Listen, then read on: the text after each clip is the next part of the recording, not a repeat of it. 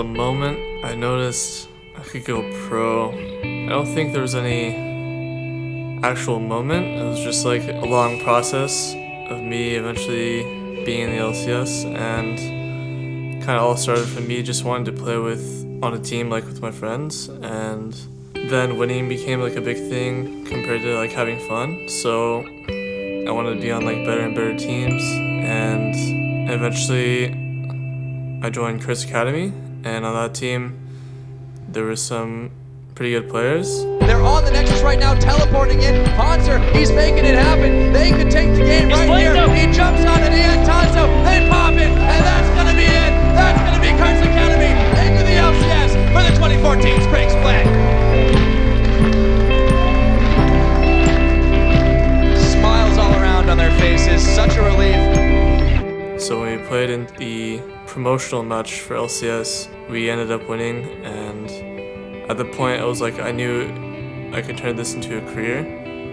But before that, it was like my parents were kind of forcing me to go to school, to community college, and I didn't give it like any effort at all. So they gave me another year to like at least try and go pro and like trying to achieve the dream. And I'm really happy that I was able to do it in time.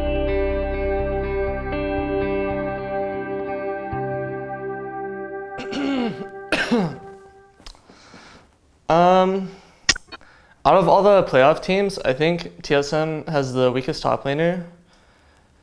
What the fuck?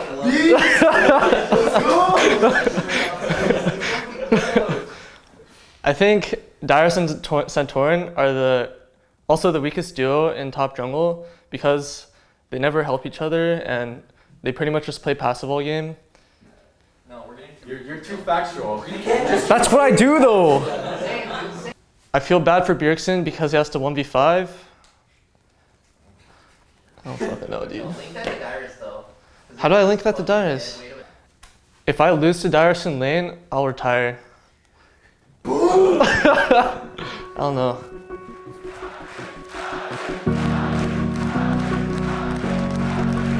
So after Season 5, Dyrus announced his retirement and I was looking to join a new team. At that time, I kind of knew that TSM wanted to play with me, and just through like talking with people, and I wanted to join them really badly, but because of my contract, I wasn't able to talk to them without talking through my owner. But there was like some complications and stuff like that, so it was just really hard to be able to I guess talk to Andy and like negotiate things out. So what ended up happening was the TSM Twitter started following me, and then apparently someone on Reddit just happened to notice and posted it, and just became like this huge thing where for like a few weeks people just like basically the community was like looking a lot into like the followings. And then at the time I still haven't been able to talk to Andy at all, and then when they started following me, I was like, oh shit, maybe this is gonna happen. And then at the very end, when my contract was running out, I ended up being able to talk to him for like a few minutes, and then I decided to sign with TSM. Everyone was talking about Gravity because it was like their split when they were doing really well in the beginning. And especially Hauntzer came out of nowhere, and like everyone said he was really good, and he's especially like solo killing everyone in scrims. I remember for some reason somebody told me Dyrus was always getting solo killed by Hauntzer in scrims, and I was like, wow, that's pretty insane, because usually Dyrus doesn't get solo killed that often. He's kind of like a rock top lane. But it was really funny because when I was on CLG, we scrimmed them, Darshan would always solo kill Hauntzer, and he would just shit talk him all day and be like, damn, Hauntzer sucks, I can't believe people think he's good, So when I joined the team, I was like, oh, I get these conflicting stories, but Darshan was on my team and he was like shit talking him really hard, so I was like, didn't know what to expect. But then he came in and he actually performed really well, so I think he just exceeded all my expectations for like mechanical level. And I was just surprised that he was so kind of like easygoing, and he was willing to do whatever we wanted him to do for just, to improve our chances of winning.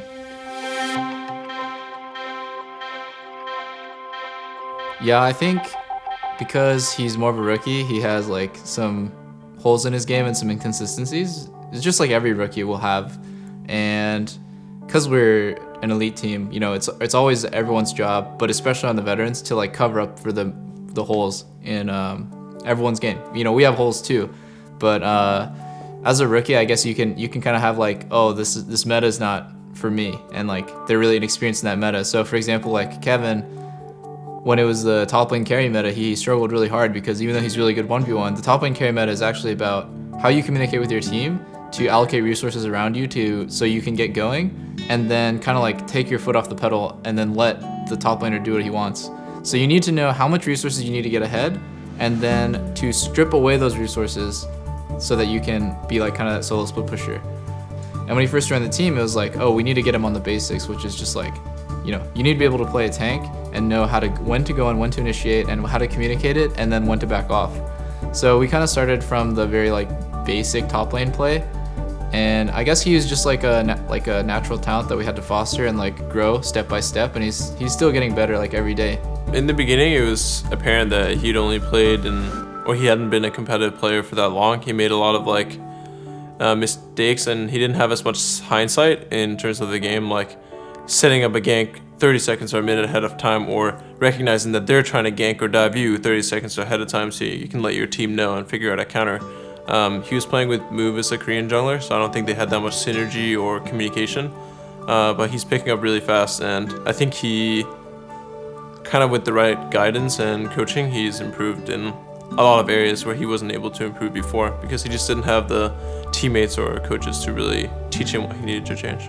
Like looking back, I still had like so many things to learn, and I still have a lot of things to learn right now, but back then I was like very silent in my communication, a lot more so than I am now, and basically I wouldn't tell people what I would need and what I was going to do, stuff like that, and it really inhibited my performance and my team's performance because there was just no communication at all from me. And over time I've gotten like, I guess, more relaxed and open about what I need, stuff like that, and I think that's helped me grow as a player and just as a teammate, because when the team can help you out but they don't know what to help you out on, then there's never going to be like any progress, right? So I definitely learned a lot, and just like connecting with people, getting to know a lot of people over time is just like a really good skill to have. The second thing that I want you to do today is understand what it means to like dig your heels in. The motivation that we are just trying to get in touch with in terms of our meditation is the same one that's going to allow you to say like no to the over excessive and scattered plays during the reset phase, and it's the same one that's going to make you say no to the like stupid play when you're behind, and instead to focus on the high percentage plays and being proactive and being smart, outsmarting your opponents. And the third thing that I really want you guys to not shy away from today is the experience. I want you to make sure that you are completely embedded in what you're doing. TSM is in full force, coming into week 4, on fire, if you will. Undefeated in 6 consecutive series now. Absolutely, everything seems to be working great for TSM. These guys are firing on all cylinders, and every man is doing work in his position. But now it's Echo Fox, 5 versus 3. The damage dealers of TSM still alive. Double lift gets hit, there's the gaze onto double lift, he's frozen solid. Hauntzer gonna be the next one if they can find it. Over the wall goes Frog, and there's the speed, there's the kill with the undertow from Hard. Try to go in! Can Bjergsen clean up the fight? We've seen it here before, but history will not repeat itself for the Azir. Bjergsen falls. I'm a cut. Go, go, go, go! They're going for a Nexus, they're going for a Nexus. I'm going looking for Jhin, Jhin. Cassio. Olaf. Come in. Yeah, go mid. I'll defend the base. Jhin has CB 50. Wait, no, there's no minions. Just yeah, there's top minions. There's minions. They're gonna spawn. I don't think we can end, can we? Should be rushing the base as fast as humanly possible because they want to get this fight in the last 2 minutes. There's paused back. They have Elder Drake. right now. Terrible call by TSM going for the Baron. Baron is interrupting their recalls. Fox might win right here. Echo Fox entering the base now on the third try. The tidal wave comes out. Is there enough disengage? Fox is on the Nexus. Fox is gonna take the first game of the series over TSM. Wow. I mean, you run in circles enough. You get him dizzy. Yeah, that's apparently what happened. Because the dizziness from TSM, the highly, highly questionable Baron call down the stretch. Should have called to either dive Casio, top or solo, or just 5-man pinch mid. Yeah. But we didn't do anything. You were just shocked that they weren't scared of you, and so you just allowed them to be stupid. Yeah, I guess I overestimated Shen too. Yep. So this week we had a meme that we kind of gathered around, which is, oh, they shouldn't be allowed to do that. And like, it was funny and it was kind of true, and it was like what we were learning from when we were looking at like the game. And oh, they shouldn't be allowed to do this. Okay, let's figure out how to exploit it.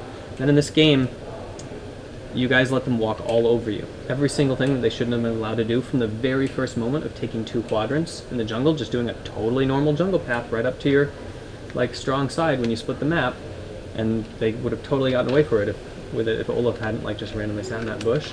Like from the very first moment, they were allowed to do everything that they should never have been allowed to. Game 1 on Echo Fox, Weldon was talking about our dank meme, which is sometimes I get really frustrated when we don't make a play on someone who's this all goes back to scrims, which is like, I get really frustrated when people do dumb stuff, they don't get punished. And I'm like, you know, in the post game, like, they shouldn't be able to do this. Which turned into this dank meme where everyone started to like copy what I said, be like, he shouldn't be able to do this, like just in like all these random situations that don't even make sense. So I think that game is actually a really great example of like, Echo Fox is so bad that they do some really crazy stuff that you just like, I just have never experienced before, and they shouldn't have been able to do it, but I was too scared to pull the trigger. I don't know what happened. I was doubting myself a lot with the calls I should have been making. And then Weldon was like, don't doubt yourself, just do it, just pull the trigger and tell your team to do it, and they'll tell you if it's bad. And so after, like the first game, it basically was just, we have full control of the game, and I didn't make the right calls. I just didn't make any good calls. And we lost, and I was like, man, this is literally just all my fault. Everything was just awful about that game. And then we had this like Nexus Clan Fiesta thing. I don't even really care about that much. I was more thinking about like, man, we should have won the game in 20 minutes. Oh, they don't know Hards there. They are going to throw out the tidal wave, though. It separates the fight enough for Doublelift to throw out the calling. Oh, and around the back is Svenskeren. The flash tunnel play from under the wall, the tri-brush. Keeping themselves alive a little bit longer. There's the dive on the tidal wave. We're going for a swim on this one. Doublelift goes down as Ragnarok gets him to the back line, and they're going to keep going for the fight. KFO gets hit out here as it looks like Bjergsen's able to finalize the kill, and they may not need Doublelift to finalize the Nexus. They're going to have the last 4 members on it. They're going to have the damage necessary, and we're going to a game 3.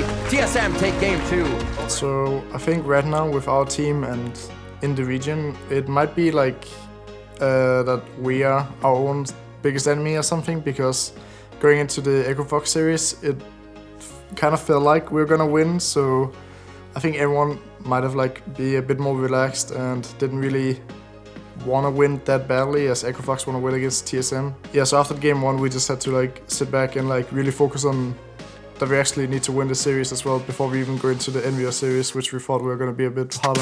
Now we need backup. Hauntzer's here. Curtain call for Keith. That was Doublelift's ultimate. Both summoners as well. He's trying to get that auto spacing on KFO and hard, but it's not going to work. Big on the side. Could go down. Hauntzer once again stays alive with the Ravenous block going out against his enemies. And the back end of the fight. Hauntzer dives through to try and get the fight in, but KFO takes him down. Svenskeren and the rest of the team are still going hard, but they're just doing it because they're in, and they have to stay that way. Bjergsen, the soldiers are out. He tries to shift away, but he goes down. Svenskeren so tanky along with Hard, and they're the 2 left standing.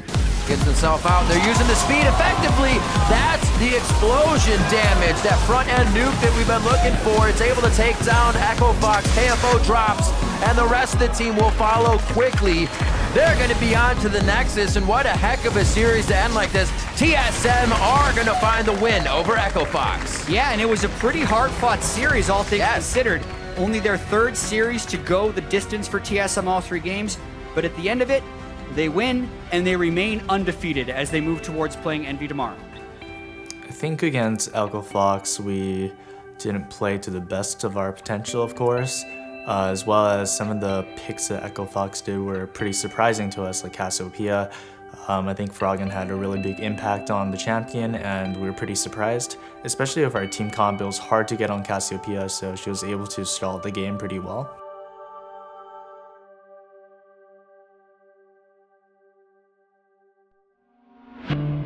When I first got together with the team at IEM, I didn't really know what to expect for that event or for the future. Obviously, for IEM, I didn't really expect to win or take it all away because we had 4 days of practice or something. And the other big question mark was like, who's going to shot call? Because I was kind of done with shot calling. I'd always been really disappointed in my shot calling or the results of my shot calling. And it felt like my teammates weren't really having my back in terms of like picking up on my shot calling if I didn't shot call in a particular game, or like there was no really good team dynamic in developing me as a shot caller. So now I kind of ended up being me in Doublelift anyway, which is something I didn't expect. Obviously, we pulled in Yellow Star to try to figure out a shot caller for our team, but it didn't work out as well. But for the very beginning of the team, Svenskeren showed up to just be like a hyper aggressive player in the beginning, and we had to kind of tone it back and be like, you kind of have to let your team know when you're just randomly invading your jungle or like waiting for us to push up our lanes or doing these kinds of things. He was just always looking for the enemy jungler, always trying to kill him, always trying to take away his camps, and I can imagine it's really oppressive to play against. We just kind of had to teach him how to make it a team play, not just make it, I'm going to invade on this guy 1v1, make it like, I'm going to invade and I'm going to have all my teammates back me up at this time.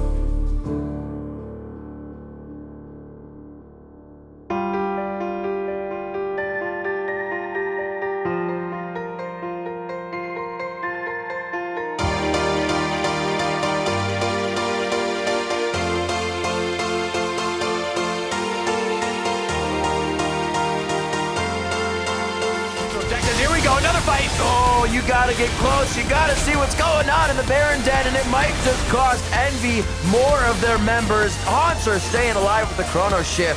A lot of wards being placed in here. If anybody needs to pass back, teleport in. Glacial Fisher goes out. Hakuo, Unbreakable is up. Pretty much saves his life there. Doublet gets the last few crits on. Ninja almost drops immediately as Hauntzer dives in. That's gonna be the Nexus turret going down. TSM controls game 1.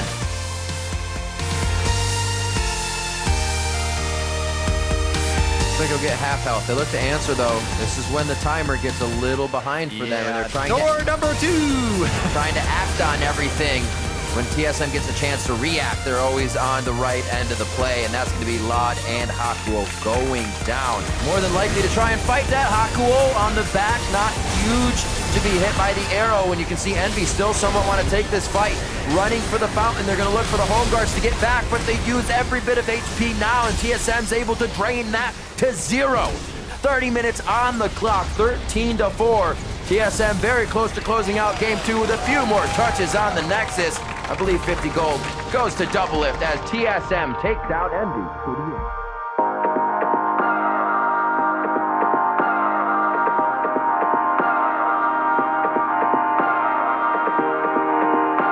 Definitely right now, as a team, we are still striving for ways to improve. I know probably everyone's been saying that on the team, you know, that we're constantly trying to improve, and we're first place, so you would think that, you know, a first place team, they might become complacent, but to stay on first place, you need to be constantly striving for new ways and keep innovating, like new picks, and be on top of the meta. Obviously, I'm really happy and proud of where the team is right now. I honestly didn't expect us to do this well in the beginning of the split, but I'm also really happy that I don't feel like we're 1,000 times better than every other team. I feel like we have a lot of things to improve on, and there's a lot of mistakes that we're making and a lot of things that other teams are actually taking advantage of in scrims and sometimes even on stage. So it feels good that we can be this good and we can be dominating a lot of games, but there's still so many things week to week that we can work on. And it's more about, you know, picking the things that we want to improve on because there's a long list of issues. I think most of our games actually we won, but I don't think any of us are super proud in the way we played. A lot of teams, like the shitty teams, basically, when they win, they're just proud that they won. I don't really think we've had a series yet where I'm just like, dang, we played really well, you know, that was like amazing. So even though we're 8-0, I think we kind of have the mentality of a middle of the pack team. So that's like really good, you know, just trying to stay level headed and realizing like being 8-0 doesn't really mean shit when you if you go into playoffs, nobody looks at your regular season score and like, you know, starts like getting really scared. For us, it's just always gonna be an upward trajectory, like make sure that we are the best possible team. And yeah, here we are.